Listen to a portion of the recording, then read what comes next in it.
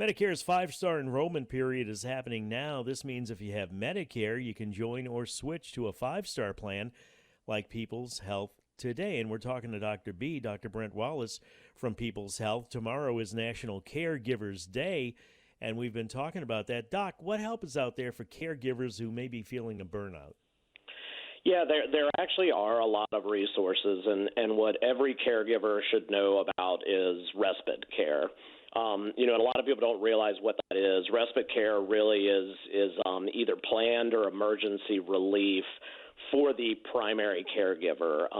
So like we discussed, there's a whole lot of stressors that the caregiver can experience, and sometimes you need to take a little bit of a break. So one of the best places to go is to your local council on aging. There are respite care resources that can be provided in the home, and what that really means is it's an opportunity to get somebody to come in and actually caregive for the person that you're trying to help so that you can take a little break and tend to your own needs. There's a lot of state programs, a lot of local programs, many of which are even funded by the federal government.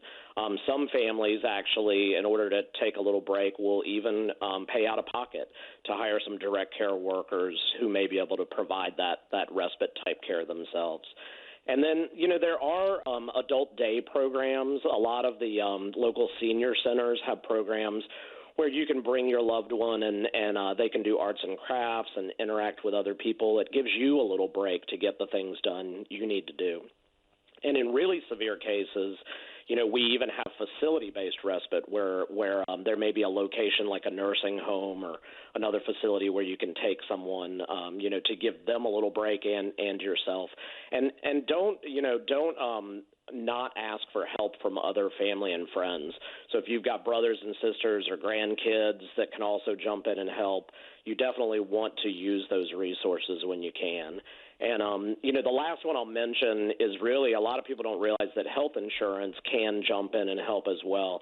So plans like People's Health actually have a covered benefit for patients or members that have Alzheimer's or other types of dementia that can actually provide those respite care services to give the caregiver a little bit of a break. What tips do you have to avoid or minimize burnout with caregiving? Yeah, the biggest thing to remember is give yourself a break and don't feel guilty about it. There's a lot that goes into caring for someone. You've got to pause a little bit and take a little bit of time for yourself. But, in addition to that, one of the other things that's very difficult is, like I said, if you have a large family, everybody's going to be calling and asking what's going on, trying to get updates and everything. So try to simplify that communication with everybody so you're not repeating things and kind of reliving them over and over. The AARP actually has a lot of resources online where you can actually post updates about your loved one. People can log on there and they can actually see what's going on. And then support groups are really a wonderful opportunity. There's support groups for spouses caring for spouses, and actually the Alzheimer's Association has great local support groups that can really be helpful. You want to build really positive relationships with the other people in your family, again, so you can take a little bit of a break. But I can't emphasize enough, just like when you're on an airplane and they tell you, put your oxygen mask on before you help others around you, you've got to take a break because if you don't take care of yourself, you're not going to be able to take care of your loved ones. So make sure you get proper sleep, take care of your own health, and if you really see something happening, you've got to hit pause. What resources are available for caregivers that you can share with the audience? Yeah, like I mentioned, AARP has a lot of resources online. They have a caregiving forum. One of the places I really like to direct people to is something called the Elder Care Locator. It's available online. It's a really great tool. You can just plug in your zip code, and it'll tell you all the resources that are available to you. So it's kind of a one-stop place to go. Your local councils on aging are really wonderful resources.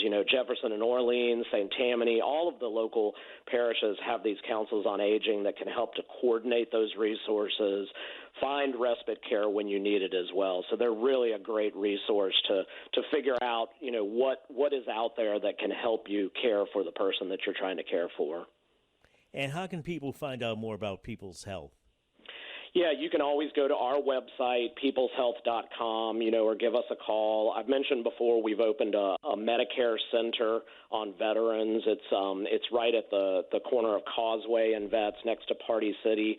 It's a great place to stop in or give us a call at, and we can give you more information, about caregiving or really about anything. So go to our website, check out all of the programs that we have over there as well. Thank you, Doctor. I appreciate your time. Have a good day. Thanks, Tommy. Have a great weekend. You too. You can call 1-800-978-9765. You can follow People's Health on Facebook, Twitter, and Instagram. Don't wait until October. Since People's Health has a 5-star rating for 2022, if you want to join People's Health at this time, you can use the 5-star enrollment period.